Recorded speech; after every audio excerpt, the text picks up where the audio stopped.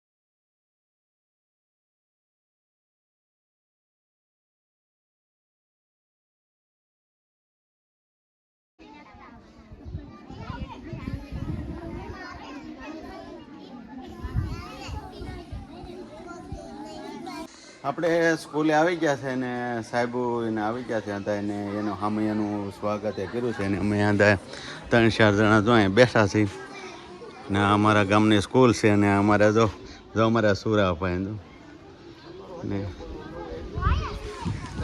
હાલો ભાઈ, હું જો દાદા હું કે મારું નવું એડમિશન છે. હાલો ભાઈ, કોને હું ઓલી ગાડી માવડ છે. હા, કોને તમારે? હાલો ભાઈ, અમારે સુરાભાઈ જો ઓલી ગાડી છે ને, એ કેમ આવવાનું છે. હવે જોઈને એટલે ભણવાનું મન થયું.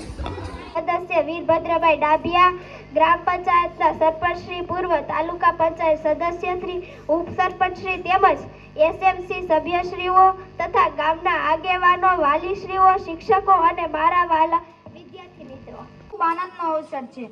શિક્ષણ એ જ્ઞાનનો દીવો છે, જે આપણા જીવનમાં અજવાળું પાથરે છે. કાર્યક્રમની શરૂઆત આપણે દીપ પ્રાગટ્ય દ્વારા કરીશું. હું ઉપસ્થિત મહેમાનશ્રી તેમજ મારા ગુરુજનોને વિનંતી કરું કે દીપ પ્રાગટ્ય દ્વારા કાર્યક્રમને ખુલ્લો મૂકે.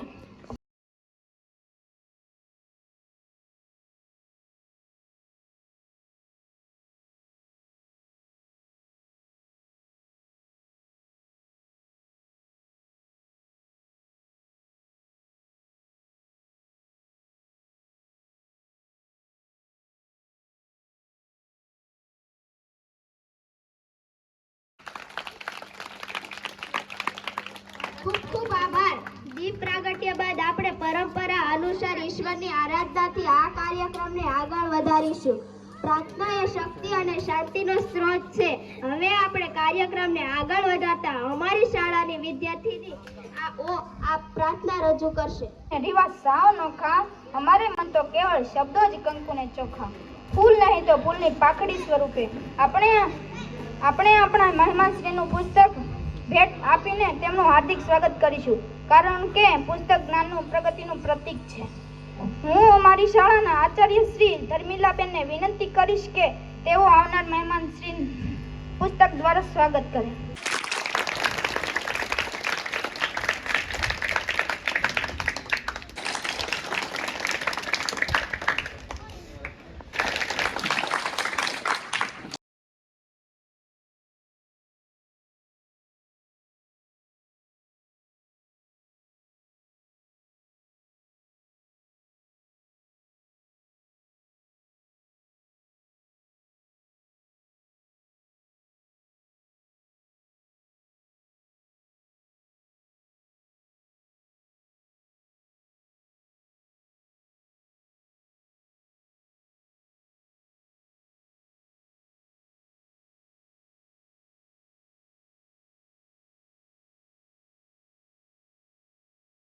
હવે હું આદરણીય મહાનુભાવોને વિનંતી કરું છું કે તેઓ નવા પ્રવેશ મેળવનાર બાળકોને આવકારે અને તેમને શૈક્ષણિક કીટ અર્પણ કરે.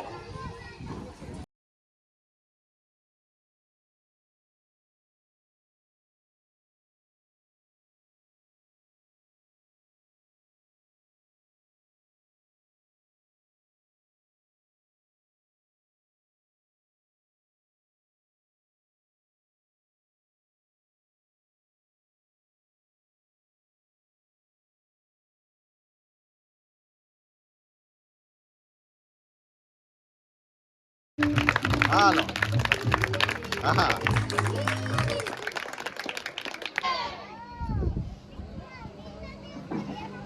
ધોડિયા આગરિયાના આંગણે 2026નો શાળા પ્રવેશોત્સવ હોય. થોડોક હજી અવાજ વધારે જવો જોઈએ કારણ કે આજ તમારા ગામમાં 2 કાર્યક્રમ છે. બોલો ભારત માતા કી. નવા શૈક્ષણિક વર્ષમાં નવા બાળકોને પ્રથમ બાળકોને ખૂબ દિલથી આવકારીએ છીએ, દિલથી અભિનંદન આપીએ છીએ.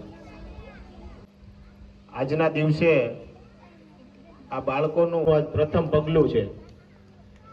એક સમય હતો જે સમયમાં આ વડીલો, માતાઓ, બહેનો બધા બેઠા છે, આગેવાનો બેઠા છે. બધાને યાદ હશે કે આપણા બાળકોને ટીંગાટોળી કરીને સ્કૂલે મૂકવા જવા પડતા.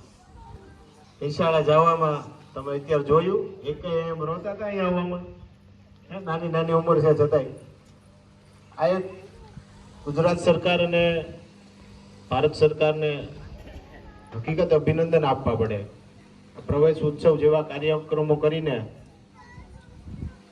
કલ્યાણકારી યોજનાઓ લાવીને જે બાળકોને શિક્ષણ તરફ એટલા. અહીં ઉપસ્થિત મહેમાનશ્રીઓ, શિક્ષકો, વાલીઓ તથા આપ સૌના વહાલા વિદ્યાર્થીઓ, આજે હું તમારી સમક્ષ વક્તવ્ય રજૂ કરવા આવ્યો છું. આ વિષય આપણા સૌના ભવિષ્ય સાથે જોડાયેલો છે. હું આજે સ્વાસ્થ્ય પર્યાવરણ વિષય પર ચર્ચા કરીશ. પર્યાવરણ શુદ્ધ હશે જ્યાં બીમારી કદી ન આવે ત્યાં. પર્યાવરણ શુદ્ધ હશે જ્યાં બીમારી કદી ન આવે ત્યાં. આપણી આસપાસ રહેલી હવા, પાણી, જમીન, નદીઓ અને વૃક્ષો બધું મળીને આપણું પર્યાવરણ બને છે. નામી અનામી બધાને જ હું દિલથી આભાર વ્યક્ત કરું છું. નવા પ્રવેશ આપનાર બાળકોનો ઉજ્જવળ ભવિષ્ય માટે હાર્દિક શુભેચ્છા. બસ તો આજ માટે એટલું જ છે. જો મારો વ્લોગ ગમ્યો હોય તો લાઈક, કોમેન્ટ ને સબસ્ક્રાઈબ કરવાનું ભૂલતા નહીં. ભોળાનાથ બધાનું ભલું કરે. જય માતાજી.